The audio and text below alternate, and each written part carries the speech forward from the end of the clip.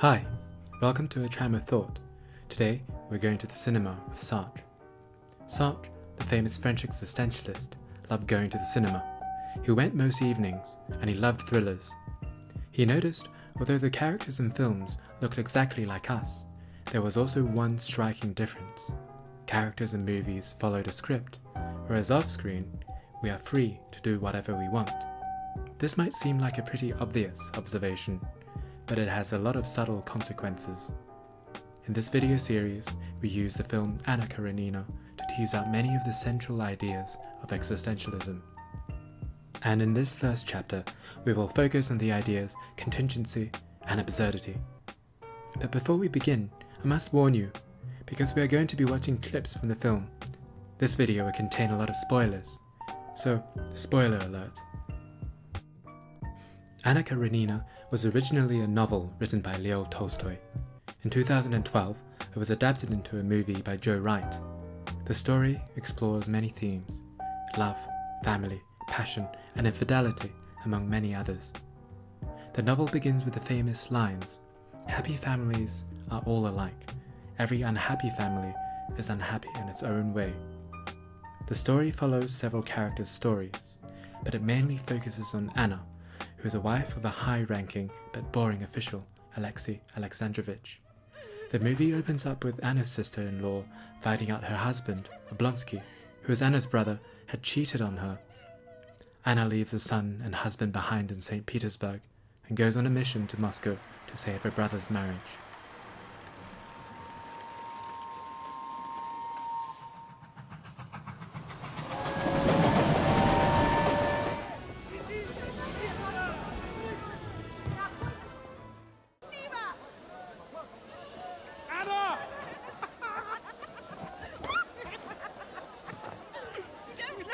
Oh, I am. I really am. Yes, of course, Oblonsky's sister.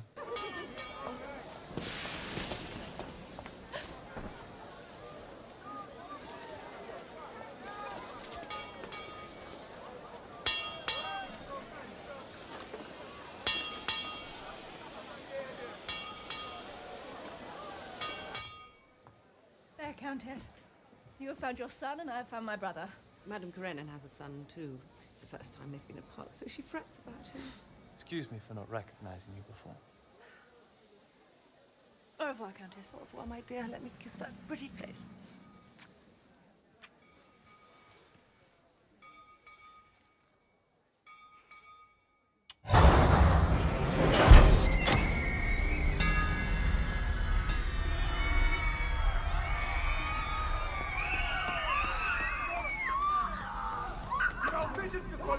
Keep your people inside until this has been cleared up. What a gruesome scene, you might be thinking. How unfortunate. What an oversight by the Moscow railway officials. But if you take a step back, you realize this whole scene wasn't an accident. It was meant to happen. Leo Tolstoy intended to kill this railway worker. The reason why we know this whole scene isn't an accident, because firstly, we know it's a movie, but secondly, we know Tolstoy is following one of the most basic rules of story writing, and it is summarized in Chekhov's gun. One must never place a loaded rifle on the stage if it isn't going to go off. It's wrong to make promises you don't mean to keep. Chekhov's gun is writing advice, but it also sheds light on why films have an underlying logical structure that's different to our lives off-screen. When we watch films, we expect everything to have a tight, logical structure. Everything serves some sort of purpose, such as setting the scene, introducing a character, furthering the plot, or foreshadowing. If a scene doesn't serve any of these purposes, the natural film critics in us would ask, what was the point? So now, you might be wondering, why did the railway worker die? At the end of the movie, we realize this is a foreshadowing technique. Anna also dies under the train, as pitiable as the soot-covered railway worker. But in real life, if someone died at the train station we just happened to be at, it would just have been an accident. Nobody up there threw the poor man under the train to prove a point. In other words, life doesn't follow Chekhov's writing advice. There's none of that logical structure we like to find in films. Sartre didn't believe in omens or foreshadowing. He believed in chance. The condition where life is without a script is what existentialists call contingency. But I prefer to say scriptless rather than contingency. It's much more intuitive to understand.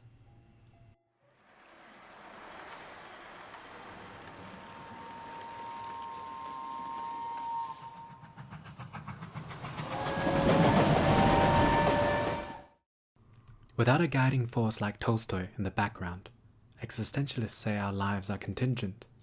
Without a scriptwriter, without a script, you might ask, what does that mean? Existentialists believe that the universe and our lives are inherently meaningless. Meaninglessness is a difficult concept to understand. Perhaps it's not even possible for our minds to comprehend, because it's an absence of thought, of meaning. When I think about the meaninglessness of the universe, I imagine disaster killing off every human being on Earth. You see, if everyone is dead, who will remember what is meaningful? What I'm trying to say is, meaning is a human construction, and beyond the confines of our mind, the universe simply doesn't care, and just rolls on, and sometimes it may roll over people. In order to face this meaninglessness, we desperately try to understand it, we try to cope with it, funnily enough, through meaning. Some people find meaning in believing in a higher force, like someone like Tolstoy, who guides them through their lives. Some people go on YouTube and listen to videos on philosophy. This contradictory struggle to assign meaning and purpose on a silent and cold universe is what existentialists call the absurd. The notion absurdity is explored by Albert Camus, the Algerian Nobel Prize winner. He once compared our lives and our search for meaning with rolling a rock up a hill for eternity in his essay The Myth of Sisyphus. Butt naked, apparently, according to this painting. Absurdity is a concept that is easily misunderstood, and it's one of the main reasons why many find existentialism distasteful. Not everyone likes their lives to be called absurd, meaningless, or contingent. No one likes their life being compared with rolling a rock up a hill again and again. Sounds so depressing, doesn't it? But to say life is meaningless doesn't mean that it's not worth living. This unfortunate misunderstanding of absurdity, I think, stems from a bad choice of words. Instead of meaningless, I prefer the term scriptless. It doesn't have that nihilistic tone to it. But if you are still experiencing that depressing, empty feeling of meaninglessness that occasionally seizes us in the middle of the night, don't be troubled, because if you follow Camus' train of thought to the very end, you'll be surprised by what you'll find. I leave Sisyphus at the foot of the mountain. One always finds one's burden again, but Sisyphus teaches the higher fidelity that negates the gods and raises rocks. He too concludes that all is well.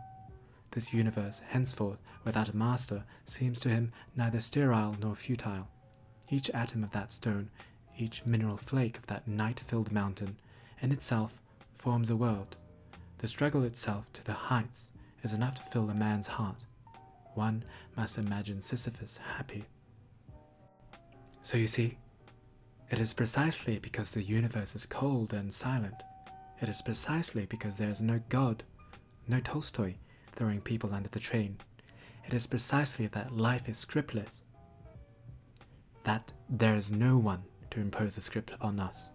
While characters in films are bound to the script, we are, in Sartre's words, condemned to be free. This leads us to a very interesting and powerful conclusion. In a way, we are our own scriptwriters.